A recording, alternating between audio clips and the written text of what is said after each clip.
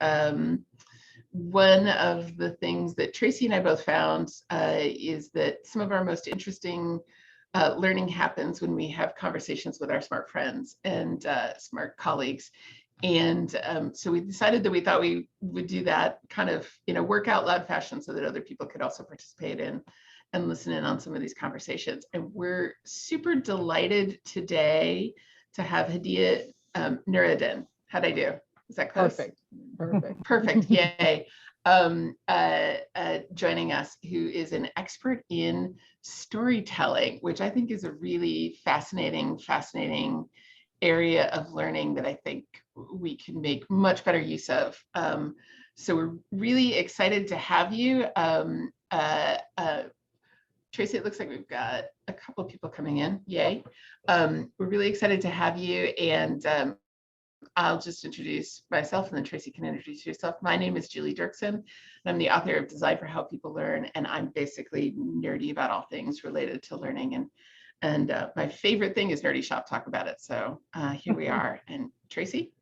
Yeah, and I work in healthcare as an instructional designer, and Jill of all trades, do a whole bunch of different things. I help out with the Articulate community and Learn Chat and all sorts of different things. And as Julie said, today we're talking about storytelling, and it's a very powerful tool that, but as how do we get it right when we're trying to use it for a learning purpose? So today, that's what we're going to sit here and explore. So I guess we'll start first with asking our guest here.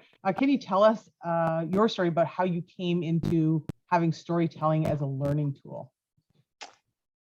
Yes. Well, first of all, thank you for having me. I'm excited. I love talking about storytelling, any opportunity I get to talk about it to anyone.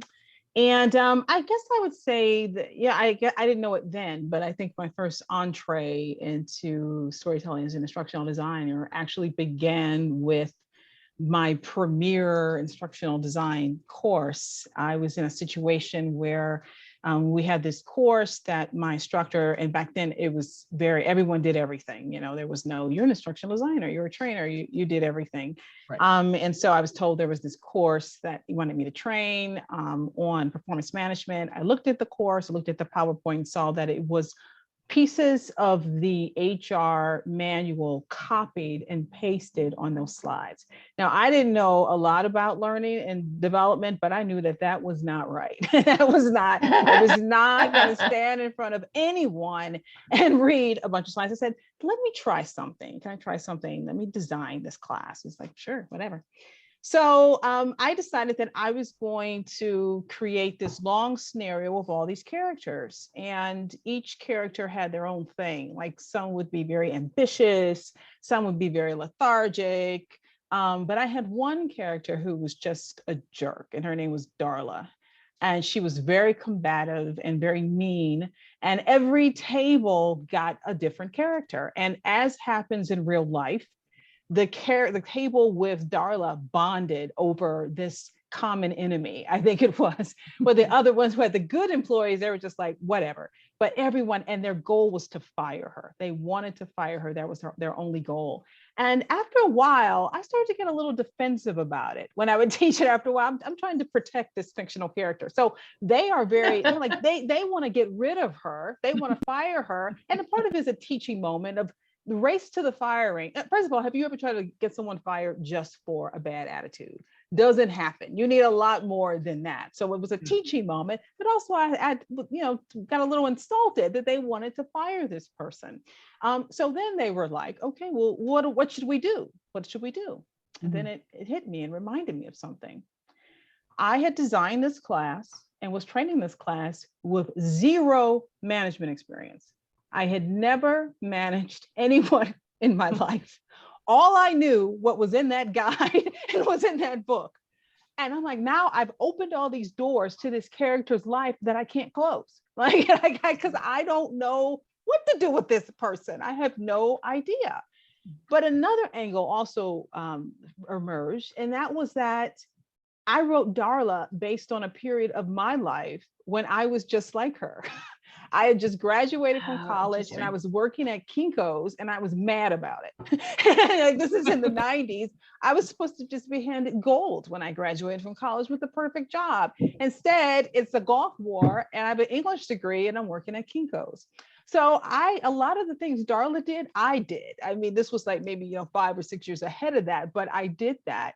And so what I did was, I'm getting an uprising here. So naturally, one would think that I would tell a story about how when I was a manager, this is what I did.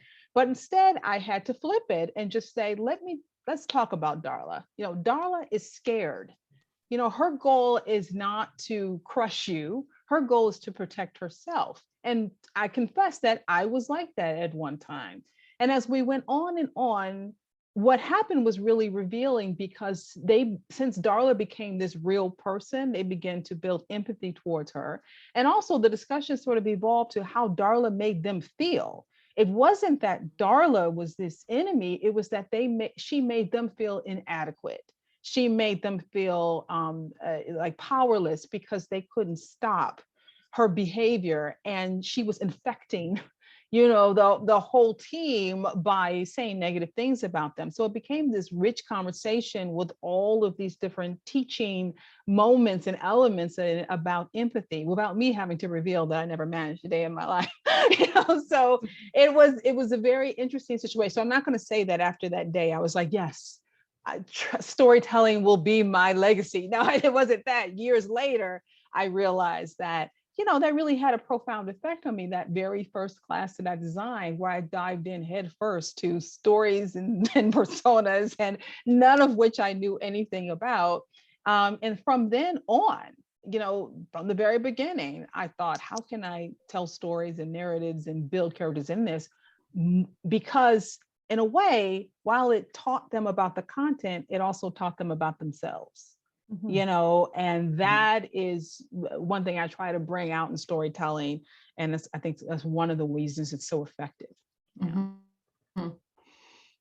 Yeah. So what do you think? I mean, there's the emotional resonance piece, right? And so one of my theories about that is that, like, how strongly you feel emotion tells you how important something is. Like, I think that's it. There's like something there where it's like, if I don't feel anything about this, the message going to my brain is it's not very important. Because if it was important, I'd feel, whether it's excitement or whether it's just kind of kindled interest or whether it's like, oh, that resonates with me. Like, those are all things that say this is more important. Like, this fact in the context of, like, the example I always use is like insurance procedures. Like, insurance procedures don't typically elicit a lot of emotion, but if you put it into the context of a story about a family who's trying to negotiate this for their sick child, like, all of a sudden you have all sorts of feelings about insurance procedures, right? Yeah. Whether good, bad, or different, but like all of a sudden they're sort of more meaningful. So what do you think? Like, if people are like, well, why is storytelling, for learning purposes important? What kinds of things do you kind of explain to people about that? Or what do you see as really why it's a valuable and powerful learning medium?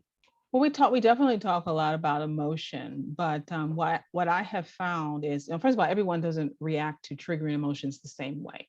Some people shut down. Some people don't go, oh, but I think it is emotion, but it's more a recognition of the emotion.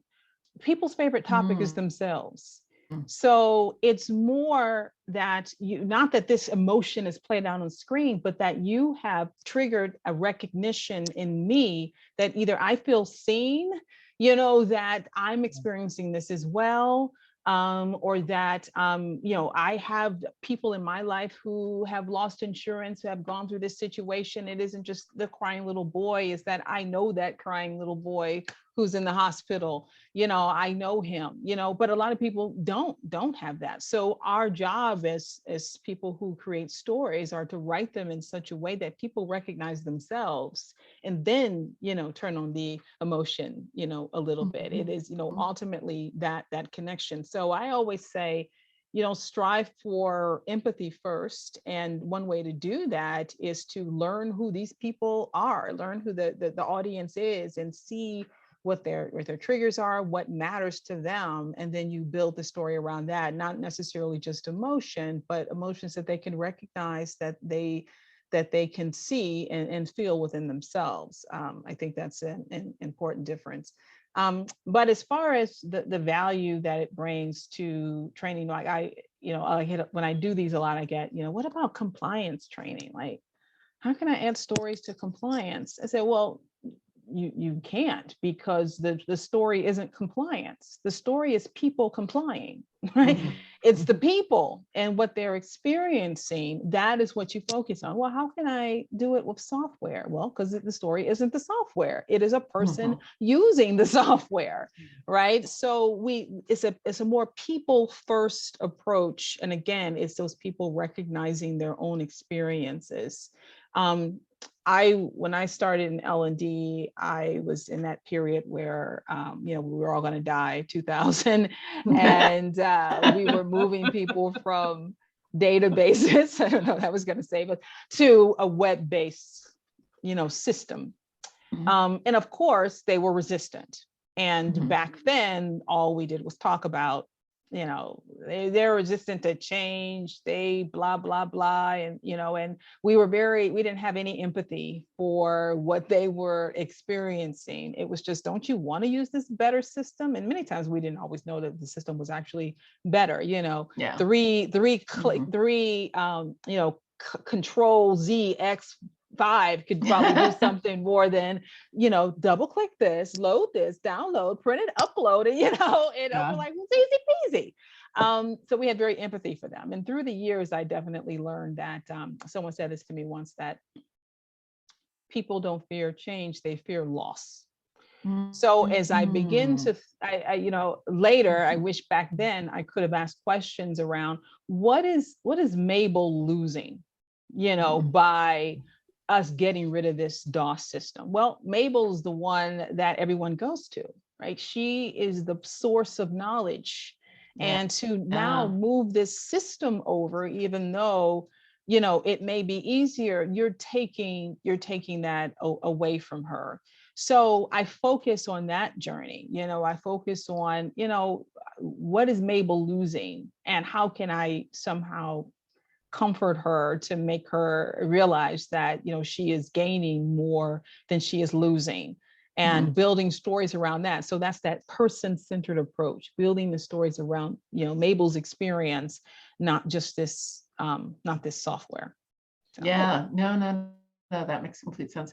Because I've had that conversation with people too, where they're like, people just, they hate change. And I'm like, well, you're taking them from a world where they feel very expert and very comfortable, and they don't have to expend a lot of effort to do anything in this system, and you're putting them back into a beginner place.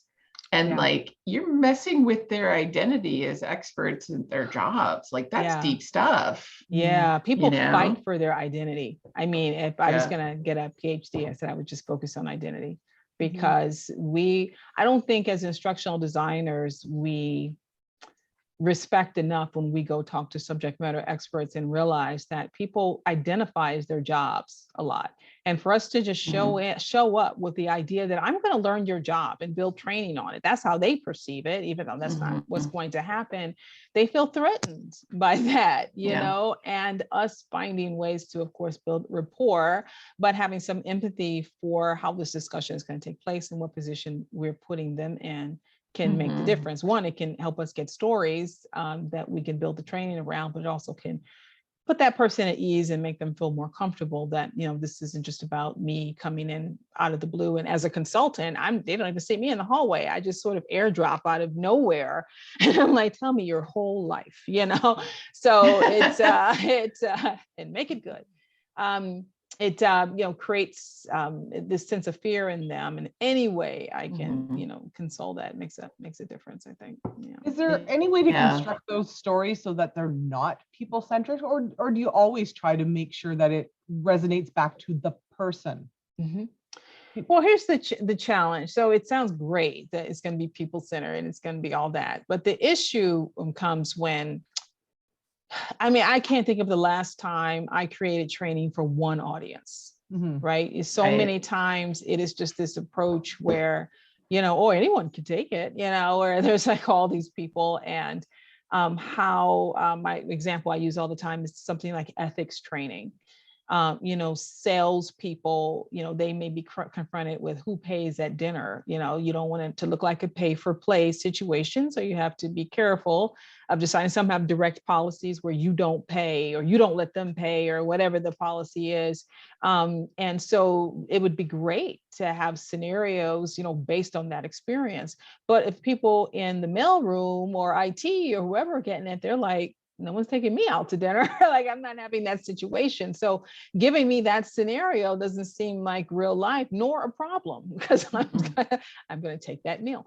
And you're asking, something very deep, which is, I want you to put the needs of the company before your own, which is a big ask. And the questions around how do you confront those situations? How do you apply that principle to all these situations is different for a lot of people. So it becomes difficult. And so what happens, unfortunately, is you begin to water it down a little bit, and you begin to move further and further off the person experience and just really get buried in the content. And to be honest with you, sometimes that's just the way it goes. Yeah. Sometimes, you do have to take that content-centered approach, but I always urge, don't start there. Try to start with the people and try to come up with some common experience. And you also don't have to, what I say, story match. All of these stories, there's sort of this core that goes right through it. And maybe in this case, it is that core that you need to put your desires aside for what the company needs, in order for the company not to get in trouble. So no matter what the experience, the exact steps are, whether it's going out to dinner or opening someone's mail or, whatever it is, that core of you need to make decisions based on what the company needs, not your own needs.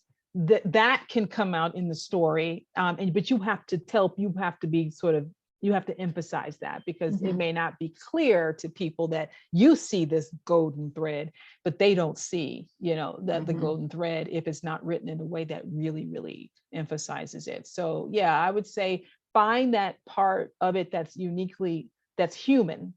And that is a person experiencing, usually it's fear or loss or whatever, and then build that in the story, emphasize it, and then ideally, the actions that person is taking matters less. By the way, I'm going to stop pretending that the dog isn't inserting herself into the conversation. I keep trying to be subtle about it, and I'm just like, just gonna acknowledge her presence. She's quiet when she's in my lap, so it's a good thing, as opposed to like going and barking at something. But at the same time, she's being very fussy today. Anyway, that all really is super interesting, and I think makes complete sense. So what's your like sort of best, kind of toolbox around the question of eliciting stories from people that have that authenticity, or that you feel like resonate with? Because I totally hear the way you're saying about the, you don't ever just get the single audience. You always have, it's always more, they're always like, oh, there's all these other people too that we need to make this for, and things like that. Yeah. Well, as far as, tools are concerned, so I think the type of stories that we want for training and development are stories of transformation. Most stories have an element of transformation. I have a master's in writing, and one thing that they try to drill into us all the time is that if the character doesn't change, there is no story. This story has to sort of deserve the right to exist. Why are you telling me this if there's no change? And that's something I think that we maybe subconsciously recognize in a film, when the character doesn't seem to change at all. The character is the same as they always were, and there's this dissatisfaction that maybe we can't put into words, but if the character doesn't grow from their experiences, then we don't grow. It's sort of showing us the way and redeeming us, along with redeeming that character. So I'm always looking for stories of change, and what that means in the practical world is, tell me about the experience. a lot of times they just want to jump to the end. Well, this happened and I did this and blah, blah, blah. But I want to know what was like before that experience. And tell me how you made decisions then. And then let's talk about the experience. And now what have you learned from that? How have you changed from that experience? And I think that's what's a little different than just an anecdote or any, story that you're telling at a barbecue. It is about that change. And that's the most useful part of it. So of course, the biggest template for stories of change would be the hero's journey. But that's very long and you don't have that kind of time to go through all that. So what I use is called the story spine. Okay. Yeah, you probably heard, I don't know if you've heard of that before. It's an improv tool, which I love because that means that people can memorize it and just really be able to tell stories from the beginning. And the way it works is it is a very condensed version of that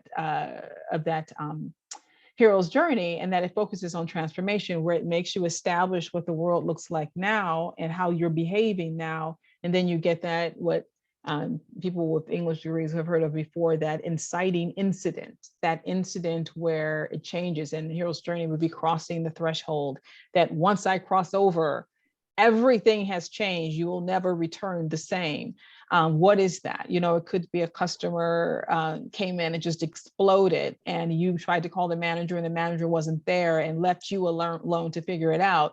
That's the moment where I'll never be the same after that, and then how you addressed it and how you try to make things right again, how you try to gain control, and then ultimately how it resolved itself. And then in the end, what did you learn from it? So I use that as a template to help me write, but I also use it as an interview template. So it helps me stay on track as I'm talking to them. One example where it's useful is, I tell stories like this too, where I'm like, yeah, so I was wearing that red, did I tell you about that red dress? Wait, was that on a Tuesday when did you go on vacation? Like, just tell me the story about what happened, So I get lost in those details. And this template forces you to say, okay, so the customer walked into the store and said X, Y. Now, how do customers usually interact? How do you usually interact with them? So that's that, establishing the scene. And then you say, well, usually it's fine. It's not that big of a deal. And, I say good morning and this, that, and the other. Okay, so what was different about this customer interaction? Then I say, okay, well, this customer did X, Y, Z, blah, blah, blah, blah, blah. And then you're just building these out. And then what happened? And then what happened? What's lovely about the story spine is that it forces you to kind of go, all the incidents have to come as a direct result of the previous incident, right? So you just can't ramble. It has to be, this inciting incident happened. What happened as a direct result of that? Because they'll go off on tangents. And I was mad because just the other day, such as no. What happened right after this customer said X, Y, Z? All right. And then you responded with, and the story spine helps you do that. And then when you go through all that, it's like, so what did you learn from that? What changed in you about that interaction? Well, I learned, if I raise my voice, then they'll raise their voice too, or if I learned that, I should should have called my manager earlier when I saw it was escalating, right? That's content right there, right? That's even if it doesn't go into a story, that's content. That's a way of, again, tapping into that vulnerability of what the learner feels as they're going through that and being able to bring it to life. So at the end of the day, maybe you have 10 of these from different interviews, and then you can mix and match, stories and all of that, end up with 3 good stories, that you can use. And you don't just, in the e-learning, for example, you're not just like, blah, here's the story, it's more like, here's the beginning of the story. And then, you have a question of, what do you think happened next? Based on the training, what should Samantha do now? Right. And so she makes a choice, and then you keep going. So because storytelling can be a very passive experience, if you don't invite the learner in. So yeah, and that was actually the follow-up question I did want to ask was, and you've already sort of said some of that, but what are sort of the activities around it? Because like obviously a good story can be a learning experience in and of itself, but presumably we're also doing some additional things. So like asking, you just talked about like asking what should she do next and getting the learner to kind of speculate about it, but what else do you have that you're typically using to kind of create activities around the story as the base then? Well, definitely the information that you are collecting during this sort of story discovery process is information that can be used throughout the modules, not just, it can be used as a good opener. Have you ever been in this situation? Have you ever felt this way? Imagine Tom, even without an interaction, imagine Tom such and such. We're going to talk about how to address exactly what Tom went through. So you can use these stories even not for interactions. But it helps me as far as, of course, building little scenarios. It helps me build a broader one. What I may do, for example, is take a character that is an amalgamation of these and make this what I call sort of the host character. And this is a good way to avoid this idea that I have to have one story or one person that addresses everybody's needs. There's this host, but they are part of it. Like they have some kind of role. They're not just like, Bob Eubanks. They are, I aged myself with that one, that they are, this actual, person, but they pull together different scenarios, right? So they'll say, let me tell you about Karen. Let me tell you what happened with her. Let me tell you about, and then you can make different, scenarios about what happened with Karen, what happened. But this one avatar character is the touchstone throughout that sort of keeps it all together. I had one who's like, let me look at my case files and tell you about, you can read through them, this situation and that. So I'm collecting these stories and it helps me build those little cases. It helps me build the stories that, Jody is going to tell. And it doesn't all have to be, here's my one concrete story that's going to follow.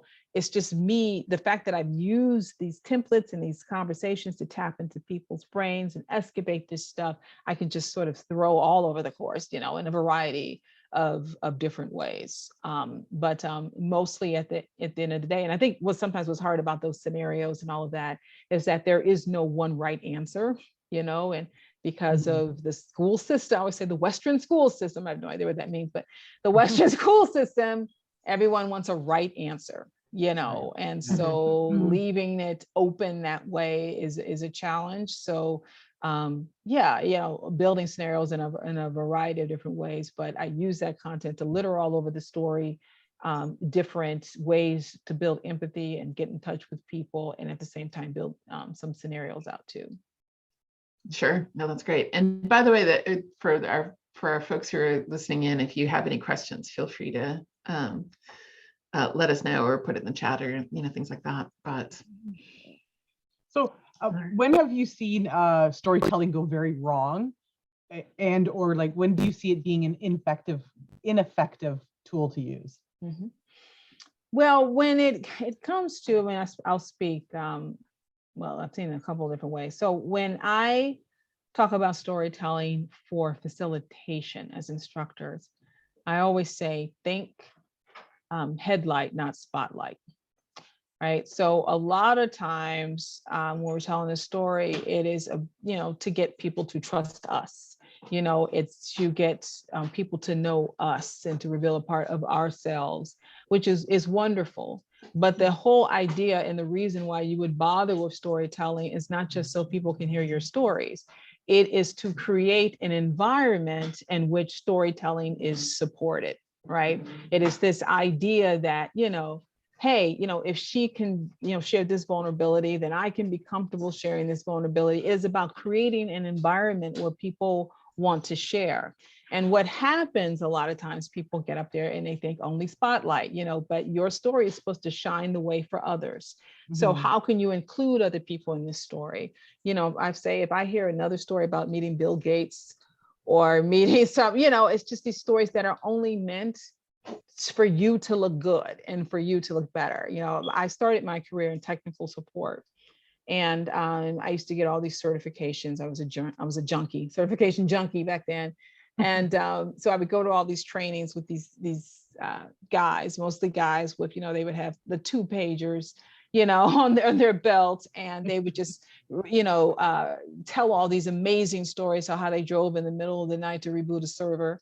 And the only point of this story was for me to look at them and go, wow, yet I don't know anything more about IP addresses than I did when I entered this classroom, other than to know that he's on top of it, right? So but he thinks he's storytelling, because he told us that great story, but that didn't help us at all. That didn't help us learn. So, always as you are, Brene Brown, who I'm a big follower of, she's always saying, when you share vulnerability, question your motives as to why you're sharing this. So I would always encourage that. But, again, think about how this story is lighting the way and guiding others more than it's making you look a certain way. So that is that's the number one thing I see a lot. Another one thing is that they leave out the transformation, right? It's just beginning and end.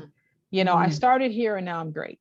Nothing about what happened in between to actually get them there.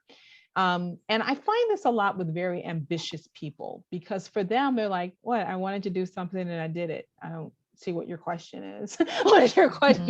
They don't really even remember or really think about being in a position where, they question themselves and thought whether or not they can do it. It's like, I just kept trying and did it. What's the issue? So sometimes it's hard, to make them think about, but there was a journey to even become that person, to become the person who said, I'm like, no. So it's that's sort of, everyone should be that way, So that's one of the issues as well, is just leaving out the transformation and just being like, I'm a rock star. So no, that's super interesting. I was doing some work quite a while back with it was a higher ed situation, and they were looking at a program that had come out of, I want to say it was like Oklahoma, maybe Oklahoma State, or one of those schools. I'm probably getting that completely wrong, but and I'm doing that thing about the red dress. I realize that it doesn't matter where it came from. But first the dog, now the red dress. I know. Well, so anyway, now I'm seeing a dog in a red dress. So now it's nice. I like it. It's a vivid, right? But it was near peer tutoring, and so it was the idea of getting people who had, and they were trying to identify who's the best person to kind of tutor or support students in a class. So if it's intro biology, it turned out that what they found was the best person was somebody who had just taken it and was like the B+ student, because if they were like the A+ student, they'd skip all the details of like how they'd study or what work they would do or whatever it was. It was the pretty good student that was a way better source of guidance, because they could be like, well, this is how I studied for this, and this is what worked, or this is what made me understand it.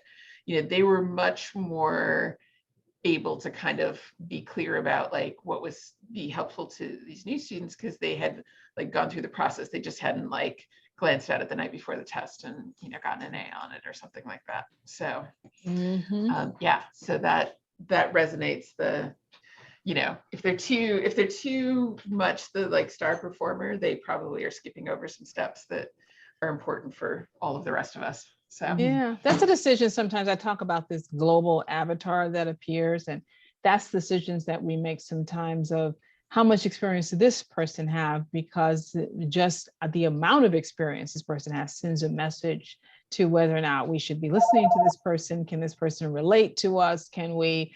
So even that level where they are, again, people are looking for themselves. They're looking for something to connect to. If you're going to take me through this journey, I need to recognize myself in you, or else I don't necessarily believe I can take this journey too, but yet a little bit more on the ambition side of people who aspire to them, but not so much that they're unobtainable and out of reach.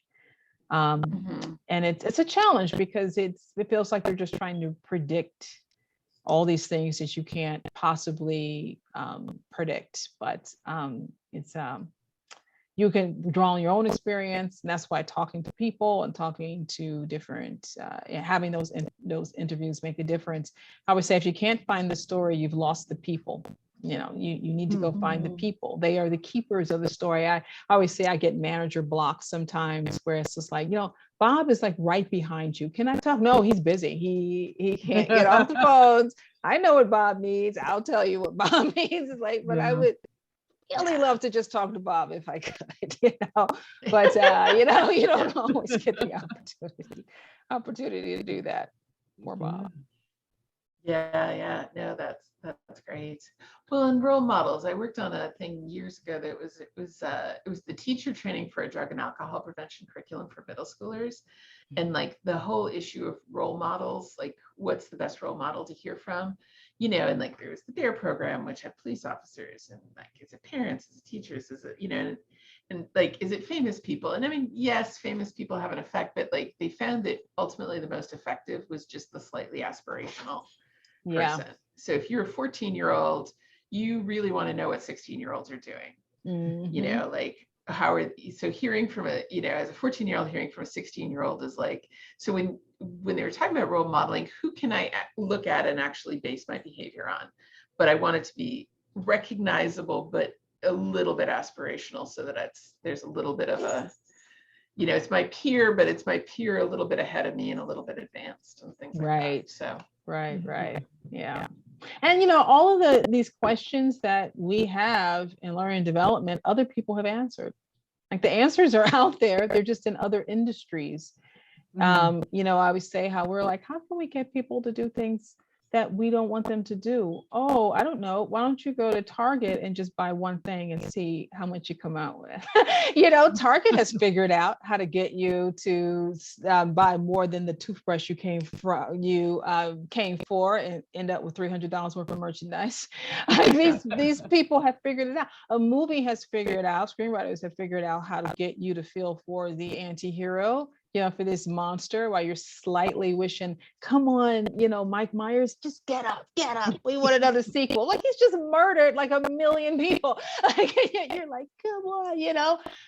So they've already figured this out. We're just like, gee, I don't know how to make people take this course, you know. So I'm always like, you know, you need to study other industries. I mean, I love this industry, and yeah, you should learn this industry, but there comes a time where you need to branch out and figure out how other industries have figured this out, and we need to find a way to apply to what we do. Yeah. Totally. So how about humor? Like, how do you sort of see that fitting into things? What are the pros and cons, and what's easy or difficult about using like funny stuff? Well, you know, I have one interesting thing I found out when I was writing my book. One piece of research was that people prefer self-deprecating humor more, but from men. It backfires on women.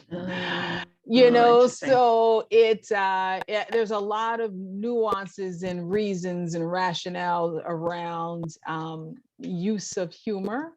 You know, there's this idea of punching up instead of down, being careful of sarcasm. I have always injected humor in my stories, and I have over the years learned how to walk that line. I remember when I first started, someone said I was too jokey, which, and I always remember, you don't remember all the great things people say. You remember that one person in 2002 said you were jokey. And so I have learned that there is a line there where it just becomes, you know, silliness. But, you know, I think it's a powerful disarming tool that makes people relax. And again, I think everything we do in the classroom as facilitators is supposed to be to set the environment and set the tone. So if you want people to feel relaxed and feel like, you know, they can joke too, then I believe that comes from you. You know, you're setting the scene and doing that. And so if you're very straightforward, matter of fact, you don't, then you're going to have that type environment. So if nothing else, I think humor is going to, but you may not want that environment, so don't tell jokes. You know, you can't be like, well, you know, why are you telling jokes for? It's all me telling jokes. Because you have now set the scene and set the environment for that. So I would say if nothing else is that, but I just think it's a very, it can definitely be entertaining. There are some in a lot of the books I read to prepare for my book, focused on humor and the psychology of humor, and how it's being used. Sarcasm, which is my number one form of humor, is not good. Sometimes when you tell these stories, I mean, I read someone describe sarcasm as hostility wrapped in humor, I believe. Interesting. Because there is a touch of passive aggression when it comes to sarcasm. I think basically it is passive aggression when you talk about it. So you have to, it could be hilarious to you, but yourself and your intentions, but other people don't. They don't know your intentions. It doesn't come across well in text form ever. Absolutely. It always gets read the wrong way for some reason, right? Yes. Verbally, when you say it, you see people's facial expressions and you can see them laughing at what they're saying. But yeah. Since the pandemic, when people were wearing these masks, I mean, I try to add humor. And what I didn't realize was that, people weren't hysterically laughing. They were just like, haha, which was fine, because to me, that was fine. But now with the mask, you can't see that. So I'm like, you guys, it's like being in a studio audience. You have to overlaugh for me. You have to overlaugh. Because I don't know if you've ever been to a taping of a show, a person comes out and they teach you how to be in an audience, where they're like, you need to laugh really loud, they overdo it. Like, I need to do that, warm up to come and tell them, you have to laugh really loud so Hadiya can feel validated, so. Yeah, no, that's so interesting. I was just listening to an interview with Tom Holland about the new Spider-Man movie yesterday. He was talking about how different his acting is when he's wearing the Spider-Man mask, and how physical it is. And if he's like, if I acted like this without the mask, you'd be like, oh my God, that guy's a terrible actor. He's kind of overplaying it.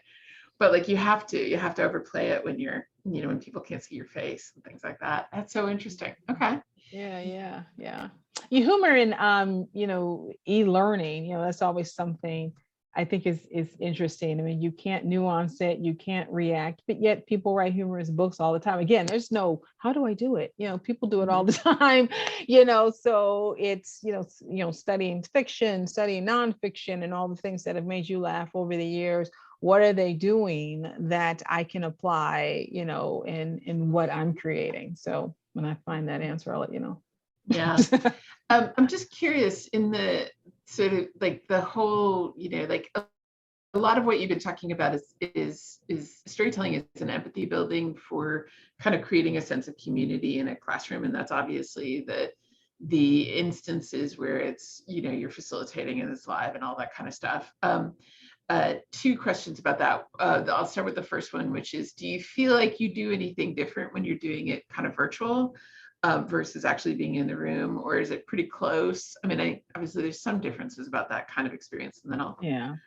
But so now in the beginning, it was very different. Again, I can't read that body language.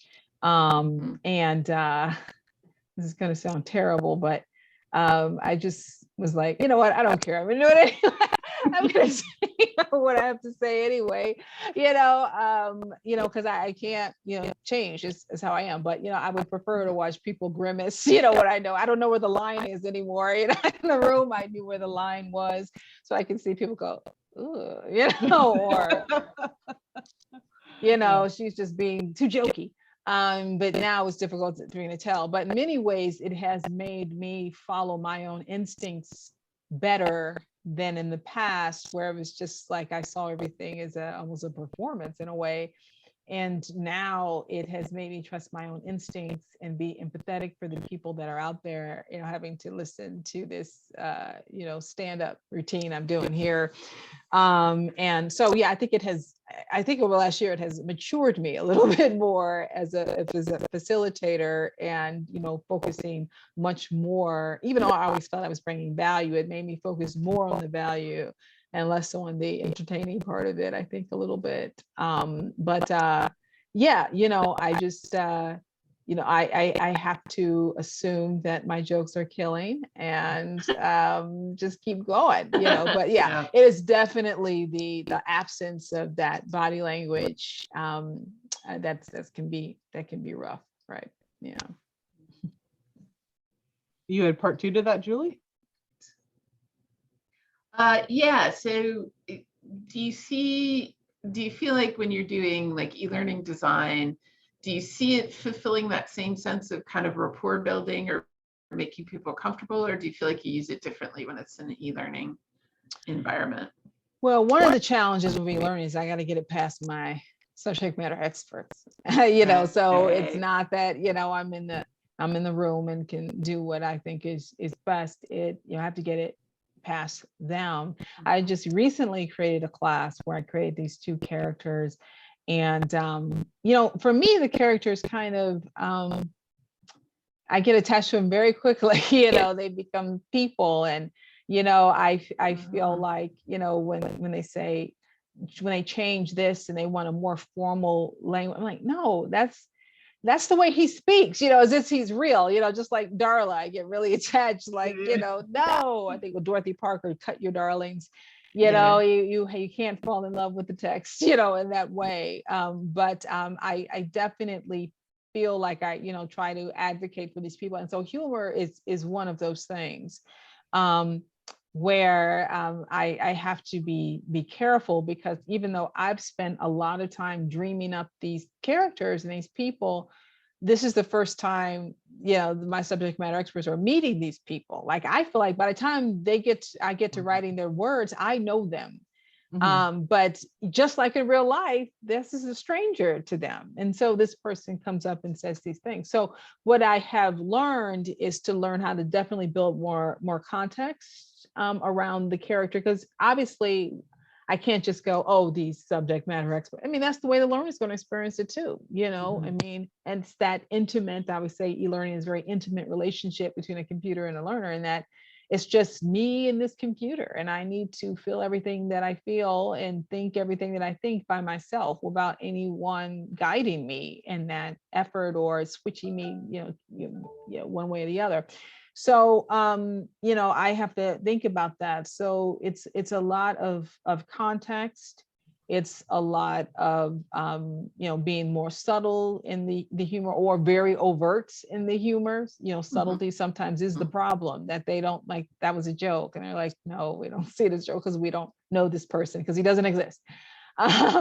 So trying to, be either more subtle or more overt, really taking their cues of what to do. But I also have to be sensitive to the fact this is not my class, it's their class. They're the ones who have to champion this along the way, and they know their culture. So I just have to, but I want them to sound real. So my fight, more than humor, more than anything else, is that this person sounds like a person that people can see. Because I know, again, as we started with the top of the hour, people want to recognize themselves. And they recognize themselves if they're people, if that's who they're talking to. All right. We have a question in the chat about, can you share a few good examples of storytelling e-learning examples, or any good resources, books, articles that are great for beginners in storytelling? Well, it's clearly your book. Why don't you tell us about that one? Yeah, yours. So just so you know, I have my website, Duets Learning. There's a resources page, and then there's storytelling resources. So I have a lot of stuff out there where you can find. My book is called StoryTraining, but it's mostly it is 100% around facilitating stories. And because of the versatility of that, I've been able to take some of those principles and apply it to e-learning design and all of that. I can give you an example of one that I thought was very interesting. I teach for Association of Talent Development. And there's a class I used to teach called Scenario-Based E-Learning. And this class was actually designed by Ruth Clark. She didn't design this particular example, but there was an example of a course that, and what I loved about it is that it was old. I mean, old. It was all HTML. That's it. So it didn't take any fancy tools, just HTML and hyperlinks. And it was about a doctor who had to decide whether or not to exercise a patient's desire to be taken off life support at a certain point when life was no longer sustainable. But his family thought otherwise. His family was like, if you do that, it's murder, right? So of course there is no right or wrong that, yay, you won, take him off life support. I mean, that's not the point here. The point was, what they were learning was the process for shifting through all the content and deducing whether or not to do this, right? So they put, so you, the learner, first get this scenario, you have an appointment with the wife who makes her feelings known. Hey, I think this is murder, don't do that, right? So then it's up to the doctor to figure out what to do. And the doctors gets all this insight, first they have to pick which state. So that's teaching you, it's not the same for every state, right? You need to look at state law. So you look at that. Then you get to pick from like 10 people, maybe it was 7 or something people. One's a clergy member, one's a lawyer, and so you're just seeking advice from each one of these people. Again, it's teaching you how to do that, even though it's wrapped in this scenario. And then after all of that, you get to choose. Do you want to take him off life support, or do you want to keep him, do you want to follow the wife's wishes? In this example, she takes him off life support. And what I love is that it says, wait, stop. Have you considered this, that, and the other? So it's teaching you to reflect now, more than just, again, it's not that answer. It's like, wait, we want you to second guess yourself. We want you to think about it again and, what this, and then it said, have you looked at this, that, and the other?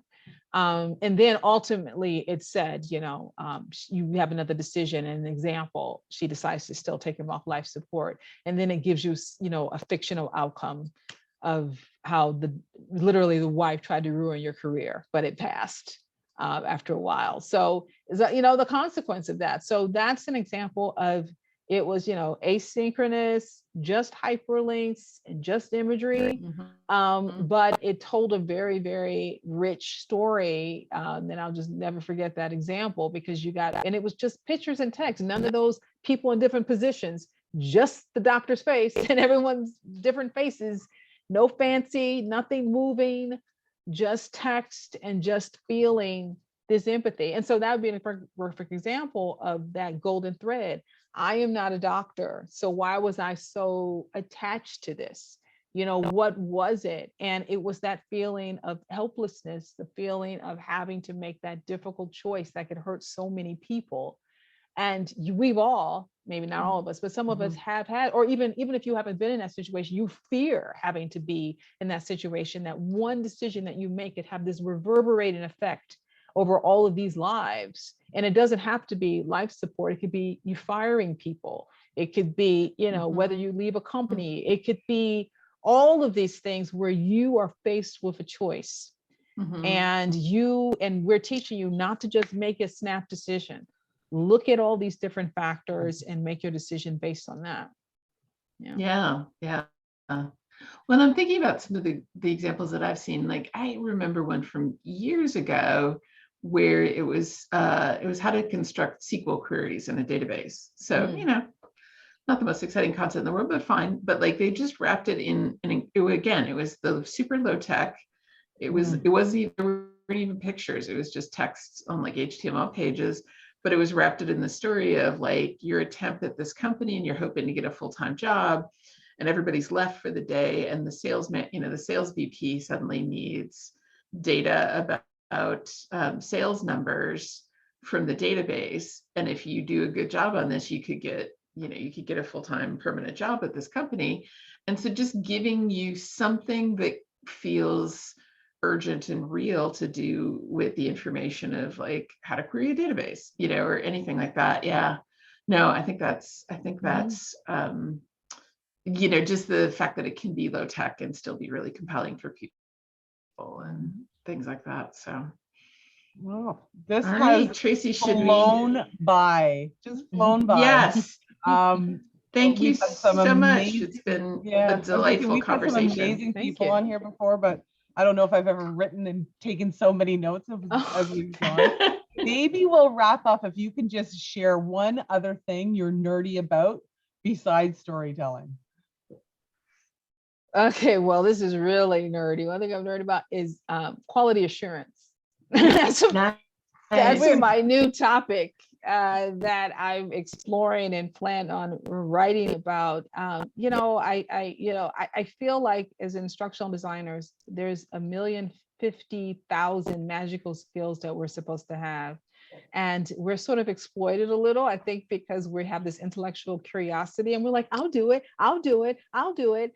But there are people out there who can probably do this work a lot faster and better than us, because what we need is good learning designers. We need good instructional designers. Yet I'm sitting here at 3 a.m. checking a class over and over again, searching for commas, when I really would rather go to the next class where my skill is needed. So I would like quality assurance in learning and development to be an actual skill, like an actual, not just I do it, not just I'm going through courses, but with a body of knowledge that people can either build professions on, that you can build a specialty on, that you get a certification on, and that people can learn how to do it for themselves. They can do it for peer review. They can do it for others. So that's the thing that I'm really passionate about. Is so, contact me on my website if you have your own learning and development quality assurance team. They do exist, which much to my surprise. I like to know what they do. I like to know what other people do. And I'm talking beyond the checklist. I'm talking beyond, hey, Bob, can you look at this? I mean, you've developed standards, that you have formalization, a formal process and all of that. I think we all need that. And that my next goal is to create something like that for us all to benefit from. Oh, fantastic. I think we will have to get you back to talk about quality assurance. I think we were, the last episode we did, Tracy and I were just trying to decide if it was the least sexy topic ever. I think quality assurance might edge it out a little, but I agree. It's so important. So important. It's so important. And it just drives me crazy. And mostly because I hate it. I despise it. I am not the detail person. So I would love if there were like a person or a company that specialized in it, not just I'll do it, but specialized in it and would actually do it. But that specialization doesn't exist, and one day it will. I know somebody maybe you should talk to, but well, okay, yeah, definitely. All right, so I think that's pretty good. We're right at the hour. So we've got links to your website and to the book in the chat. Is there anything else you'd like to tell us about or share with the audience before we close up? No, it's all on my website. So take the time to explore it. I'm definitely going to start creating content and courses and all of that on storytelling. My specific spin on it. There's a lot out there, but I have some takes on it that I think can enhance how my focus really is going to be on personal storytelling. So you to tell your own story, so that ideally you can help other people tell theirs, which is a part of what we do. But it's going to be about you understanding sort of your own vulnerability and how to share that and how to shape a story. So it's a little professional development for you, or personal development, but the goal is that you having a clearer understanding of that, you can help guide your subject matter experts through it, or people who work for you, or friends or family through that process. So you can find out about that on my website. Great. Thank you so much for today. Thank you.